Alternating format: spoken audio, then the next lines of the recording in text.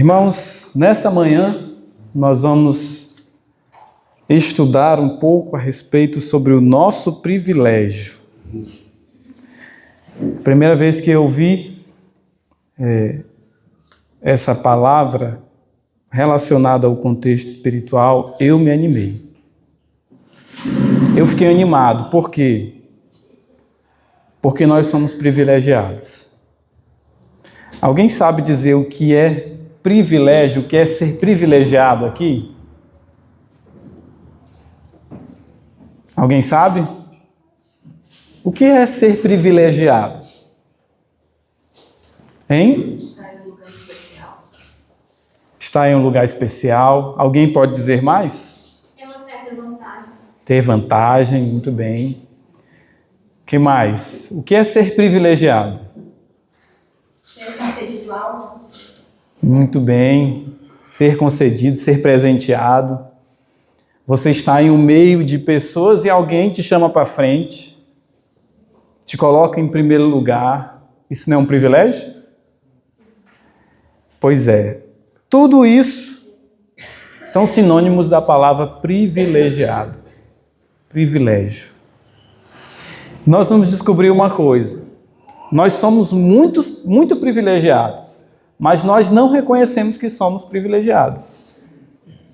E por isso, às vezes, a nossa vida religiosa, ela se torna um pouco até depressiva. A nossa vida religiosa se torna depressiva porque nós não reconhecemos que somos privilegiados. Hoje nós vamos ver aqui como é que isso acontece e por que isso é tão importante para que a obra avance ao mundo, para que a obra de Deus seja pregada com o poder no mundo.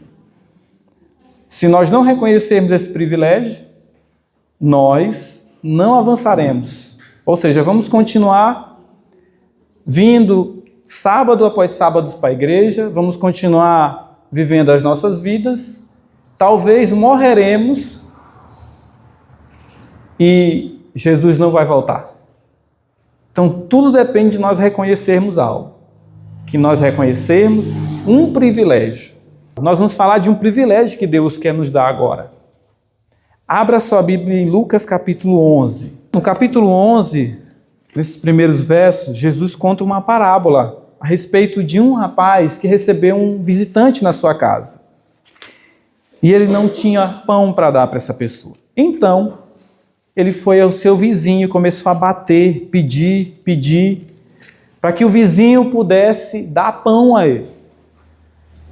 Só que esse vizinho não queria atender porque era meia-noite. Mas ele bateu até receber o pão que pediu ao vizinho. E ele pôde abençoar aquele visitante que estava na casa dele. O verso 13 diz assim, e ele, Lucas, capítulo 11, verso 13. Pronto. Lucas 11, 13 diz assim. Então, se vocês, sendo maus, sabeis dar boas dádivas aos vossos filhos, quanto mais o vosso Pai Celeste dará o Espírito ao que lhe pedirem. O que isso tem a ver com o que eu acabei de falar? Porque aqui Jesus conta e diz assim, olha, pedi e dá-se-vos a. O verso 8, verso 9 diz isso. Batei e abri-se-vos-á. O que Deus quer dar para cada um de nós? Está escrito, nós acabamos de ler. O que Deus quer te dar? O Espírito Santo. Deus tem desejo de dar o Espírito Santo ou não tem? Como é que ele compara o desejo dele de dar o Espírito Santo a cada um de nós? Ele compara com o quê? Está no verso. O que Jesus comparou? O desejo de Deus em dar o Espírito Santo a nós. É o desejo de um pai dar alguma coisa que o filho pediu, não é assim? Quantos aqui são pais? Levantem as mãos. Se o seu filho lhe pedir algo que é para o bem dele, você daria? Se você tivesse condições?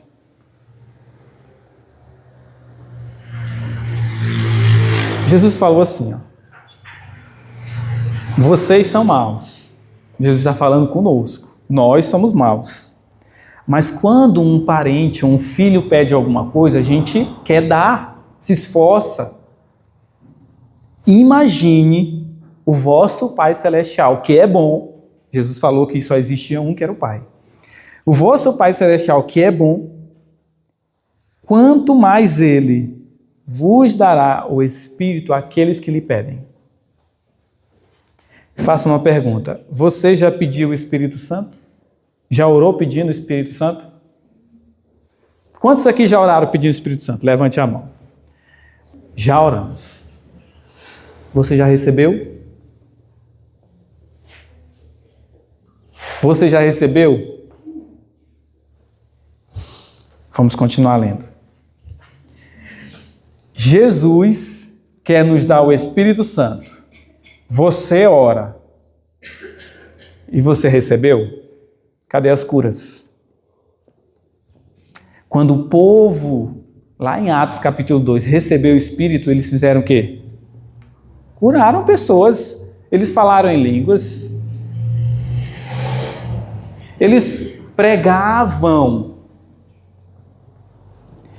E a pregação deles era tão poderosa, mas tão poderosa, que sabe o que acontecia? Centenas de milhares de pessoas ouviam a pregação e eles entravam no caminho da verdade. Esse era o resultado do recebimento do Espírito Santo. Agora eu faço a pergunta de novo. Você orou pelo Espírito. Você tem feito isso? Aconteceu isso na sua vida? É só ler Atos capítulo 2, o capítulo 3 fala que Pedro pregou e 5.000 pessoas se converteram. Pedro estava cheio do Espírito Santo. Você já recebeu o que pediu? Mas Deus está falando aqui, ó, Jesus falou que o Pai tem desejo. O vosso Pai tem desejo de dar o Espírito. Desejo. O que é desejo? Não é uma vontade grande que acontece dentro de nós? Jesus Cristo, falando a respeito do Pai, disse que ele tem um desejo muito maior do que um pai dar um benefício a um filho. Deus tem o desejo de entregar o seu Espírito a nós. Agora, olha o que está escrito. Deus tem desejo e nós estamos no tempo. A profetisa diz assim, ó, nós estamos no tempo da chuva serôdia, tempo em que o Senhor outorgará liberalmente o quê? Muito bem. Pai tem desejo e nós estamos no tempo. É o tempo. Esse é o tempo. E nós dizemos aqui, acabamos de dizer que nós pedimos. O que está atrapalhando de Deus entregar o seu Espírito? O que atrapalha? Nós estamos no tempo. Olhe outra citação. Deus anseia derramar sobre nós o Espírito, o Santo Espírito, em quantas medidas? Poucas? Fartas. Muito bem. O que é ansiar? Desejar ardentemente fazer alguma coisa. O Pai Celestial anseia dar o seu Espírito. Isso aqui é igual o que acabamos de ler em Lucas capítulo 11, verso 13. O desejo de um pai terreno dar um benefício ao seu filho é pouco comparado ao desejo do Pai Celestial entregar seu Espírito a nós. O que está atrapalhando? Por que eu não recebi e até agora não fiz essa obra? Por que até agora não foi visto em minha vida aqueles que entraram em contato comigo serem salvos? aceitarem a Cristo. Por quê? O que está faltando? Porque Deus ainda não derramou o seu Espírito sobre mim, em mim. Essa é a pergunta mais essencial que nós temos que fazer a nós mesmos. Por que Deus não derramou, já que eu pedi? O que falta? Eu estava lendo um livro chamado A Promessa do Espírito. Olha o que esse livro fala. Quando eu li isso, eu fiquei assim, misericórdia, Pai. O Senhor é bondoso mesmo. Quero mostrar-lhes que é a misericórdia de Deus que faz com que esse derramamento especial do Espírito, do seu Espírito, não venha sobre aqueles que estão fazendo o quê? Você está pedindo, mas você ao mesmo tempo está acariciando pecados. Então, Deus, por misericórdia, não faz isso. Não derrama o Espírito sobre você.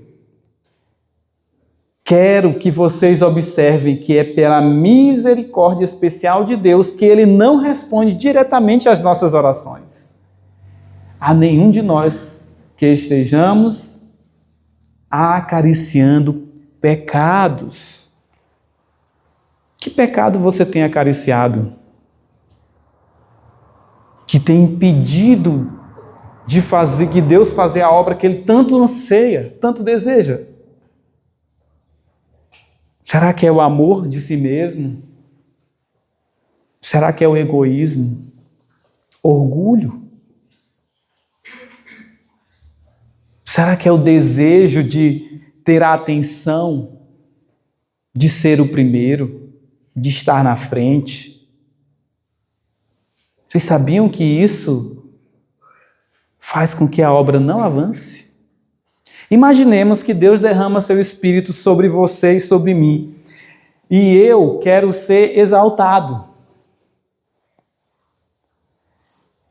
Imagine que você está pregando e tem poder para curar uma pessoa, para ressuscitar alguém. Imagine agora, você está pregando e uma pessoa está doente. E você vai lá e faz isso. Mas você quer se exaltar. Então, ao você fazer isso, é claro que vai ter uma comoção. É claro que as pessoas vão ver. Ao você fazer isso, as pessoas vão publicar isso, vão tirar foto, vão mostrar o caso da pessoa, como era antes e como é depois e como está sendo depois.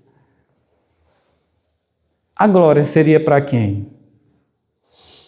Se você recebesse poder agora para curar alguém, a glória seria para quem? A quem você daria a glória? Seria para Deus ou seria para você? Hoje de manhã eu estava lendo a respeito de Simão.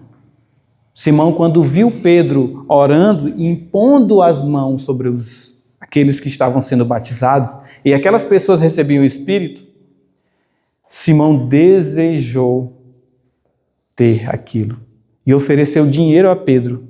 Pedro, quanto é que tu quer para te me dar isso? Porque ele queria ganhar muito mais. Irmãos, quando nós recebemos o Espírito, nós vamos perder tudo. Influência, família. Não pense que você vai ser o mais querido da sua casa. Pelo contrário.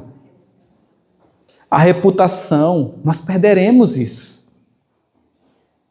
Satanás vai fazer uma obra tão grande em cima do povo de Deus que estará com o Espírito que o mundo vai ver, o povo de Deus cheio do Espírito vai ver como inimigos.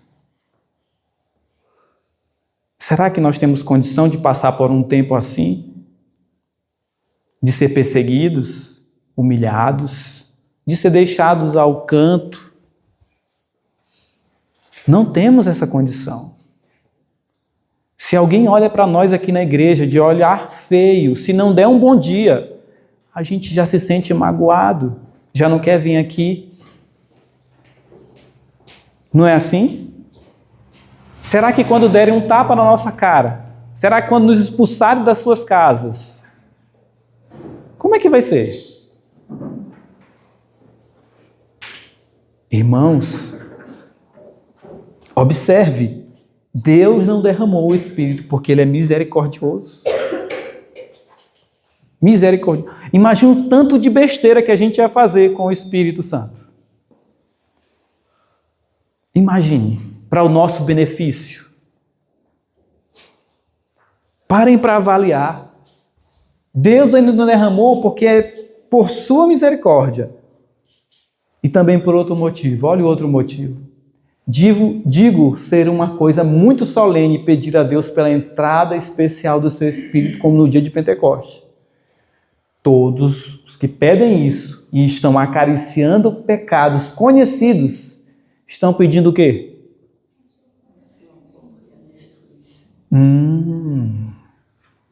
Quer dizer que se eu estou pedindo o Espírito Santo, orando e clamando a Deus, mas eu tenho um pecado que eu estou acariciando ele, o que vai acontecer comigo quando eu receber o Espírito?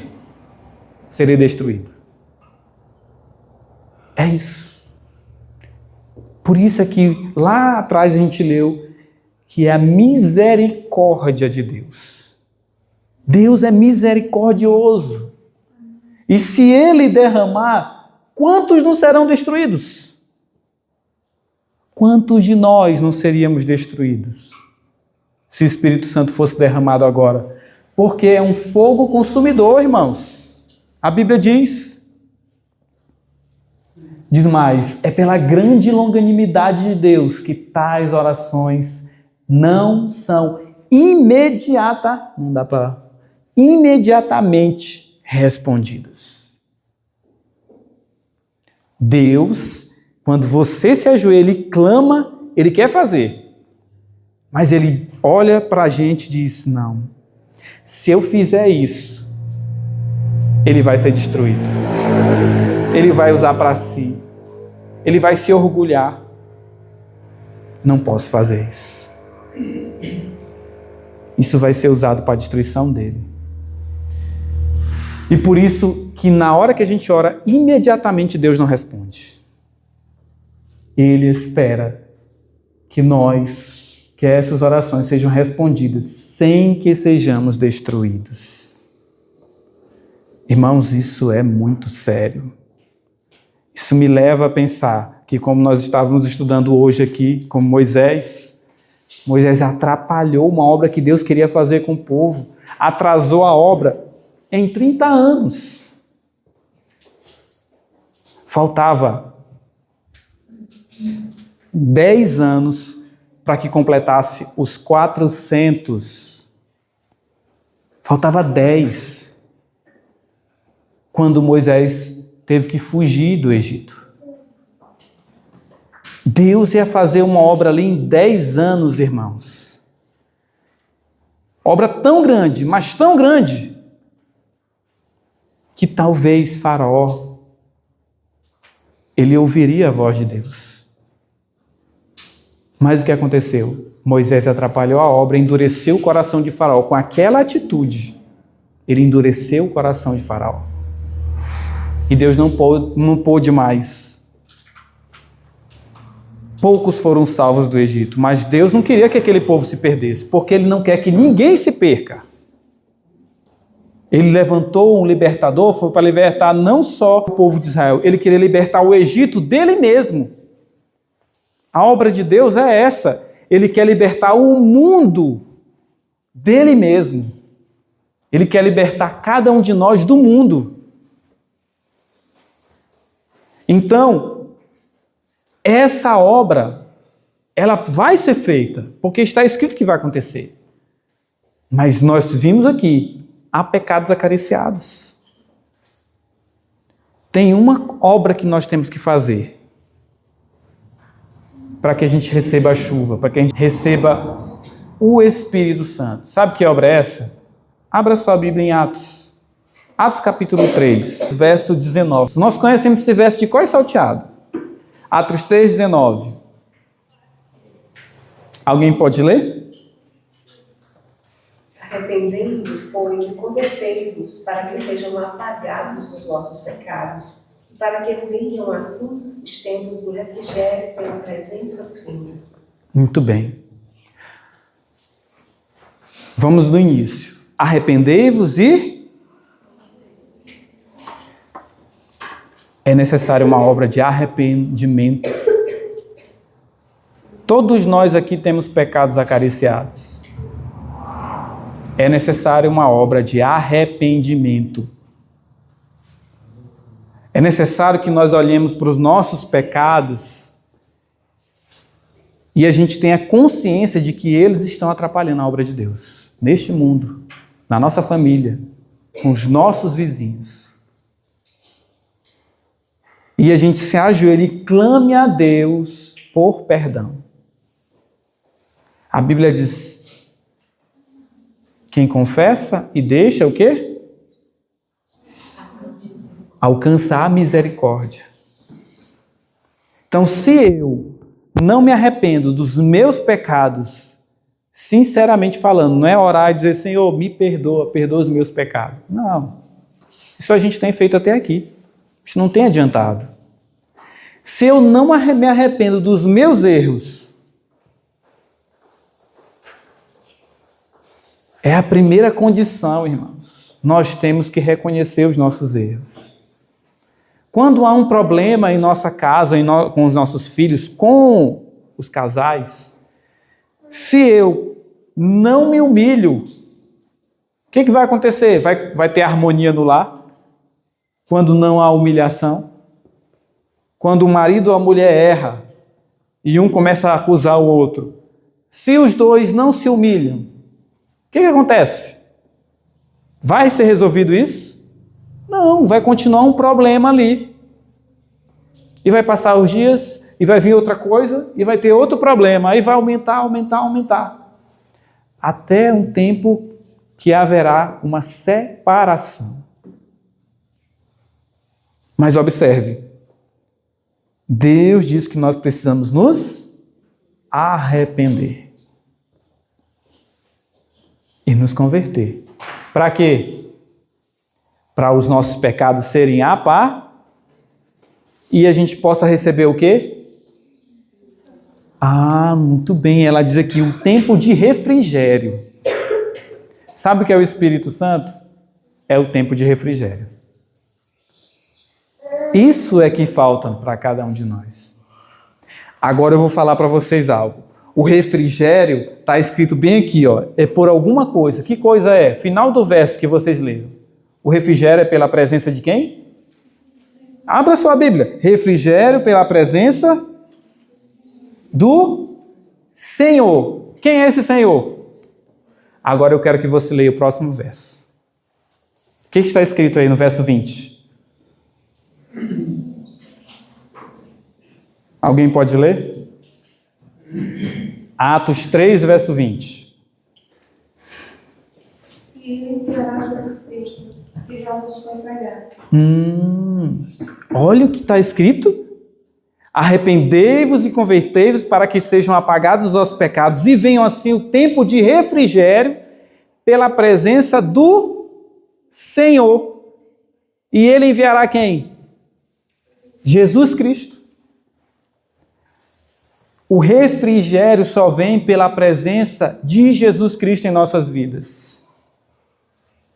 Isso é que nos falta, a presença de Jesus Cristo.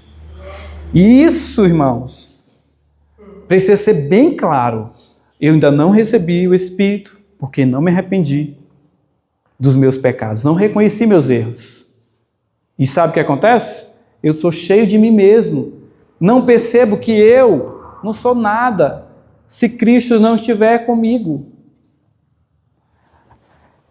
E depois que eu me arrependo, eu volto ao caminho que Deus quer que eu caminhe. Sabe o que acontece? É enviado um refrigério, o Espírito Santo, e é enviado Cristo para viver em nós. Observe o que está escrito. Ouvi os que estavam revestidos da armadura falar sobre a verdade, com grande poder. Olha o que está escrito aqui. Ellen White tem uma visão e ela vê um povo saindo pregando o evangelho com tanto poder. Aí ela diz assim, que essa pregação produzia efeito. Não é eu chegar e visitar uma pessoa e sair da mesma forma como eu cheguei. A pessoa continua a mesma coisa. Porque a pregação vai produzir efeito. Aí ela diz, perguntei, o que aconteceu? O que aconteceu para que isso opere uma grande mudança? Aí alguém responde, o anjo respondeu, foi a chuva serôdia que fez isso. Foi o quê? A chuva serôdia. O que é a chuva serôdia? O refrigério pela presença. Ela está usando o mesmo texto aqui, ó. Atos 3,19. O refrigério pela presença do Senhor. O alto clamor do terceiro anjo. O que vai produzir efeito na minha vida e naquilo que eu falar às pessoas? A presença do Senhor. E agora é a pergunta mais importante dessa manhã. O Senhor é presente na sua vida? Se o Senhor é presente na sua vida, a mudança é visível. A mudança é tão real que Ellen White teve uma visão. Ela teve uma visão, mas foi que ela olhou? Ela olhou, foi nós, irmãos. Ela está falando de nós aqui. Ela viu a Dandara, ela viu o Estevão, ela viu o Iná, ela viu o Ronaldo, ela viu cada um de nós aqui, o irmão Cid. E ela viu que a nossa vida, até um certo ponto, foi uma vida inteira errada. E a gente vindo para a igreja. Bonitinho, se arruma no sábado, vem para a igreja, mas com o coração longe do Senhor. Aí aconteceu uma mudança imperceptível, que ninguém conseguia ver, mas o anjo disse para ela o quê? Aconteceu alguma coisa, foi a chuva serôdia. Eles foram refrigerados. O que é refrigerados? Imaginemos que a gente está num dia de sol causticante aqui. E é oferecido para nós um copo com água. Bem geladinha. Quando a gente bebe, a gente sente o quê? Um refrigério. A presença de Cristo em nossa vida causa esse... É uma comparação, causa isso em nós. Você está cansado do serviço e você se alimenta ou bebe água, você vai ver que você desperta. Que você fica saciado, feliz. Foi refrigerado pela presença do Senhor. Sabe, teve alguém nessa terra que foi refrigerado. Na verdade, teve 2 pessoas, mas eu coloquei uma aqui. Olhe a história dessa pessoa. Enoque. Enoque viu a Deus? Somente pela fé. Ele viu a Deus. Isso aqui é Ellen White falando. Ele sabia que o Senhor estava onde? Aonde ele estava. E se apegou firmemente aos princípios da verdade.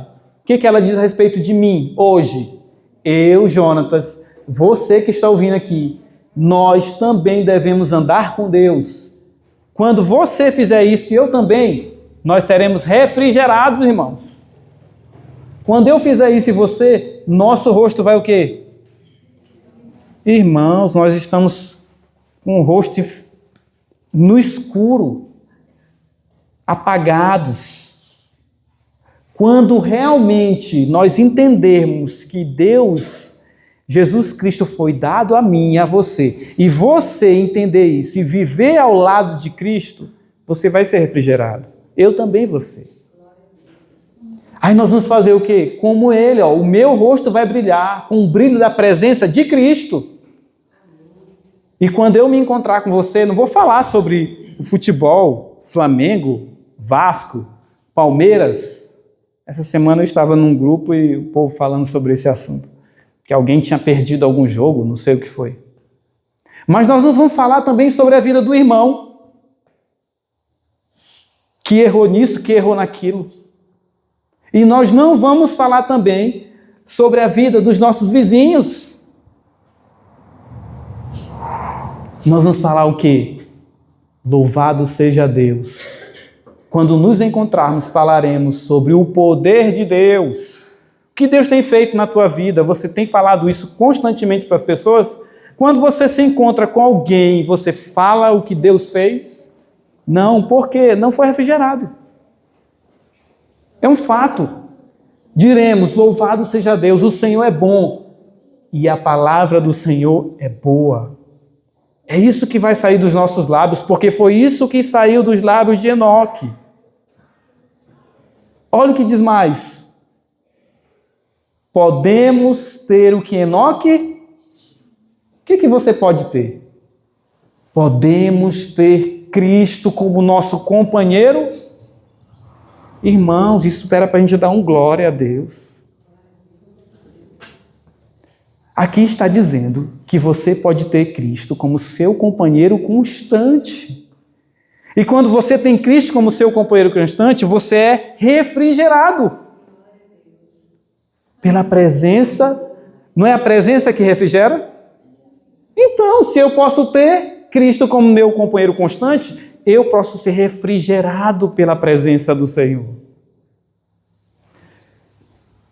Enoque andou com Deus e quando foi tentado por Satanás, sabe o que ele falava?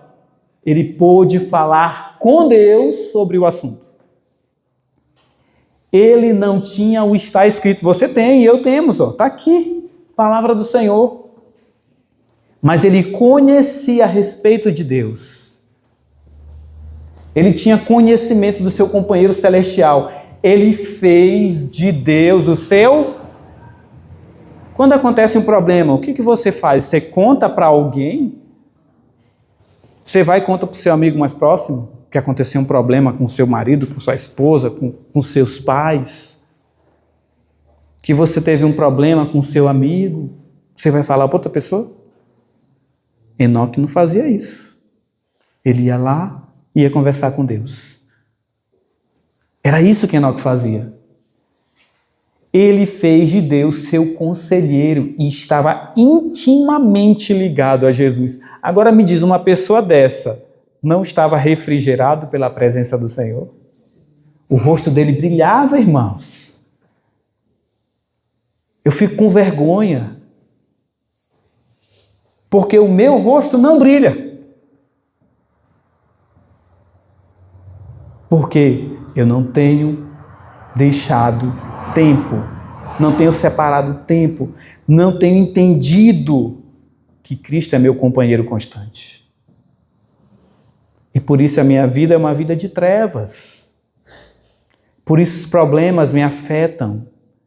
E eu fico depressivo, fico chateado, fico ansioso. Por isso. Porque não tenho como o Cristo como meu companheiro constante. Mas tá, como é que eu faço para ter Cristo como meu companheiro constante? Como é que eu faço? Olha o que está escrito. Simples. O que está escrito bem aí? Como é que você faz para ter Cristo como seu companheiro constante? Ao recebermos o quê? Recebemos ao você receber o que está escrito aqui, ao você ler o que está escrito aqui, Ellen White diz que as palavras que estão na Bíblia, as histórias bíblicas, as experiências, elas são nossas. Sabe o que quer dizer isso? A experiência de Moisés é sua. A experiência de Enoque é sua. Sabe o que quer dizer isso verdadeiramente? As coisas que aconteceram com ele, com esses homens, acontecem com você. Mas se você se apega a Cristo, você também vai ser honrado como esses homens foram. O que nos falta não é operar coisas, irmãos. O que nos tem faltado aqui, agora, é Cristo. A Bíblia diz que sem Ele nada podemos fazer. Sabe o que é nada? É nada. Sem Cristo você não pode fazer nada. E nós estamos andando, caminhando uma vida sem fazer nada mesmo, porque não temos Cristo. Agora, lembre do título que nós falamos aqui, nosso privilégio. Olha o nosso privilégio. Não vos assenteis na poltrona de Satanás, dizendo que não adianta, que não podeis deixar de pecar, que não há em vós poder para vencer. Algumas pessoas falam isso.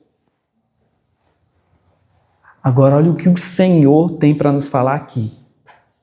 Não há poder em você mesmo. Você não tem poder para vencer. Separado de Cristo.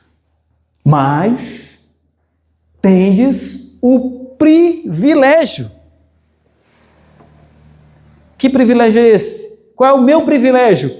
Ter Cristo permanentemente. É uma palavra grande, mas quer dizer algo simples. Você é privilegiado de ter Cristo ao seu lado constantemente, todos os dias. Agora, aqui. Tendes o privilégio de ter Cristo permanentemente em vosso coração pela fé. Se você crê, Ele pode vencer os pecados que você não tem como vencer. Ele é o único que pode vencer os pecados. Confesse. Senhor, eu não tenho condição de vencer isso. Eu já tentei fazer isso, eu desvio o olhar, eu não consigo, Senhor. Eu não consigo. Mas o Senhor diz que eu sou privilegiado porque Cristo está ao meu lado. E o Senhor disse que Ele pode vencer em mim o pecado. Está escrito aqui, ó. Ele pode vencer o pecado em você. Quando você cooperar com Ele. Você quer cooperar com Ele? Como é que eu coopero? É o que está escrito. Estude a palavra. Creia no que está escrito. Creia no que Deus está falando. É para você. Antes de eu subir aqui, Deus me deu uma palavra que era para mim. Jeremias 1, verso 4. Ele disse que Ele me levantaria para que eu falasse às nações. Vamos ler, porque essa palavra não é para o Jonatas, é para cada um de nós aqui. Jeremias 1, é o último verso. Último verso dessa manhã. Jeremias capítulo 1.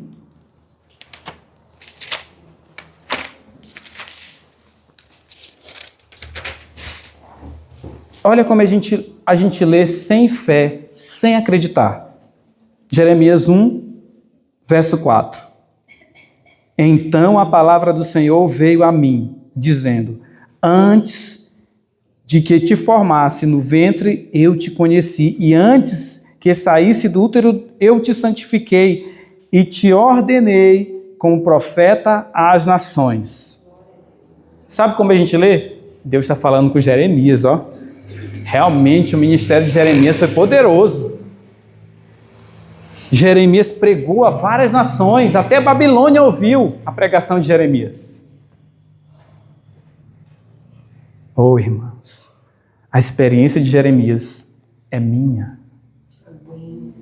Hebreus capítulo 1, verso 1 diz que Deus falou aos nossos pais pelos profetas, mas a nós nos falou pelo Filho, a quem constituiu herdeiro de todas as coisas, por quem o mundo foi feito. Sabe o que isso quer dizer? As palavras que estão aqui são as palavras do Filho para mim. Deus falou para mim.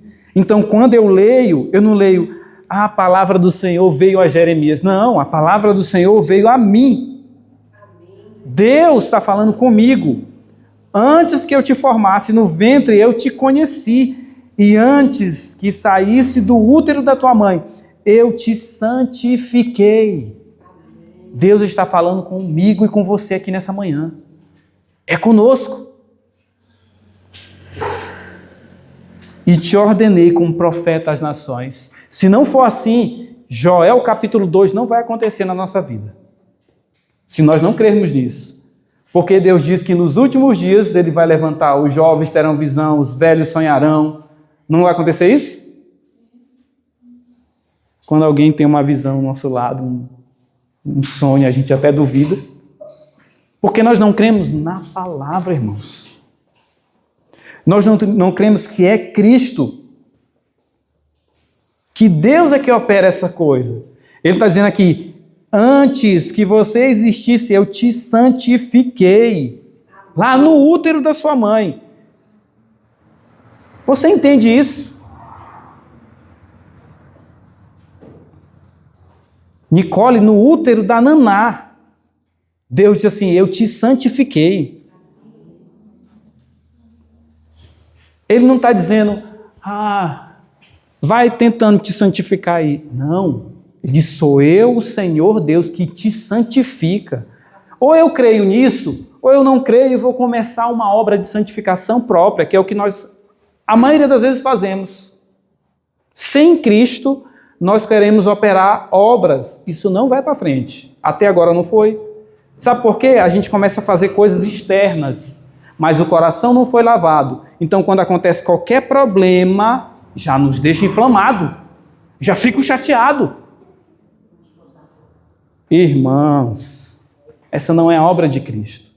Quando eu creio, Ele me santifica aqui.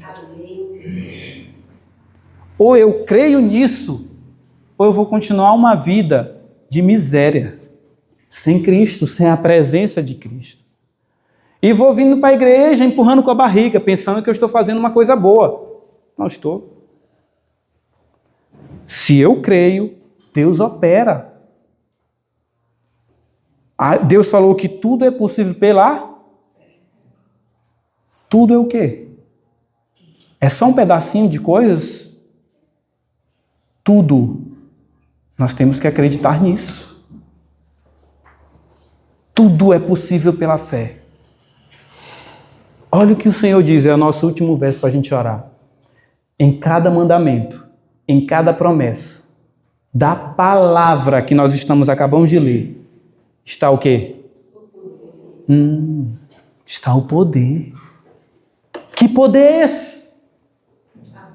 A vida de Deus. Será que a vida de Deus não é poderosa? A vida de Deus não é poderosa? Está aqui, na nossa mão. Sabe o que a gente faz? Nem lê.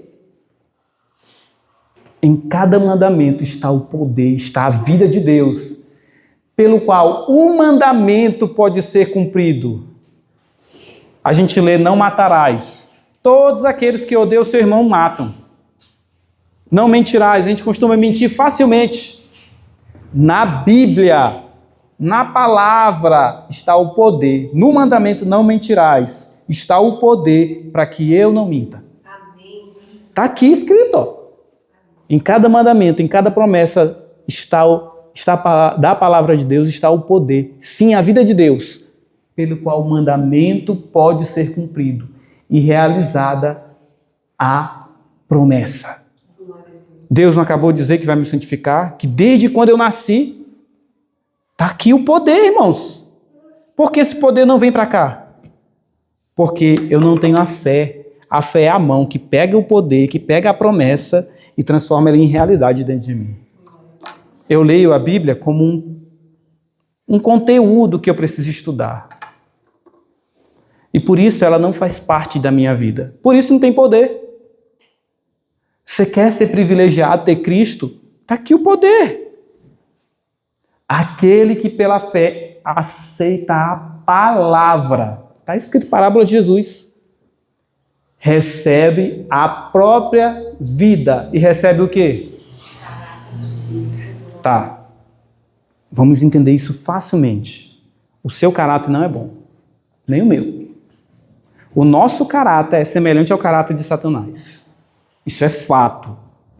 Porque nós somos orgulhosos, egoístas, nós falamos mal uns dos outros. Quem fez isso no céu? Não foi Satanás? Nós queremos as melhores posições, o melhor prato, a melhor comida, a comida mais gostosa. Tá. Só que para que eu passe de ter o caráter de Satanás e comece a ter o caráter de Deus, sabe o que acontece? A Bíblia tem poder. Aquele que aceita a palavra recebe a vida de Deus, que é Cristo, e recebe o caráter de Deus.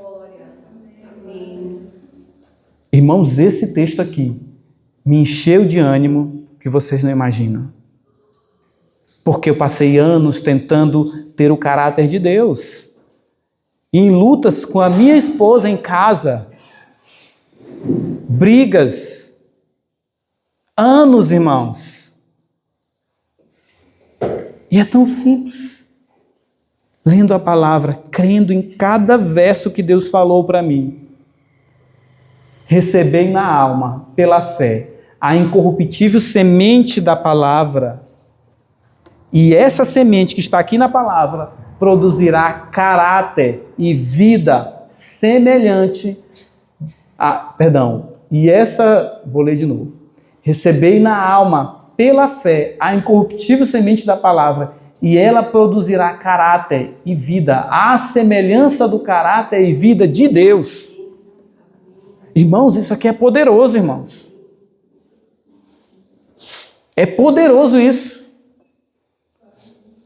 Se eu não creio nisso, irmãos, nós vamos sair daqui, nós vamos continuar falando uns dos outros. Nós vamos continuar brigando com os nossos familiares. Nós não vamos perdoar os nossos irmãos. Porque a presença de Cristo não é real. Que Deus nos ajude, irmãos. A palavra diz em Isaías 55. O que diz Isaías 55? Vocês lembram? Assim como a chuva que cai do céu e para lá não retorna antes de fazer a terra produzir e brotar. Assim é o quê? O que diz? Assim é o quê? Assim é a minha palavra que sai da minha boca. Ela não voltará antes de fazer aquilo que eu designei que ela faria. Eu creio nisso. Vamos nos ajoelhar e orar. Oremos. Santo Deus, vimos aqui um pouquinho, Senhor, da sua graça e da sua promessa sendo compartilhada a cada um de nós. Pai, fomos ensinados a não crer no Senhor, a não acreditar no que o Senhor fala. Fomos ensinados a duvidar do que o Senhor diz. E por isso estamos ainda no deserto. Mas o Senhor prometeu que nos daria a terra prometida. Nos daria Canaã. O Senhor prometeu, assim como falou ao povo de Israel. Diante dos nossos pecados e dos nossos erros, vemos que é impossível que consigamos entrar na terra. Mas o Senhor prometeu. Por isso pedimos aqui que a sua promessa seja estabelecida em nós.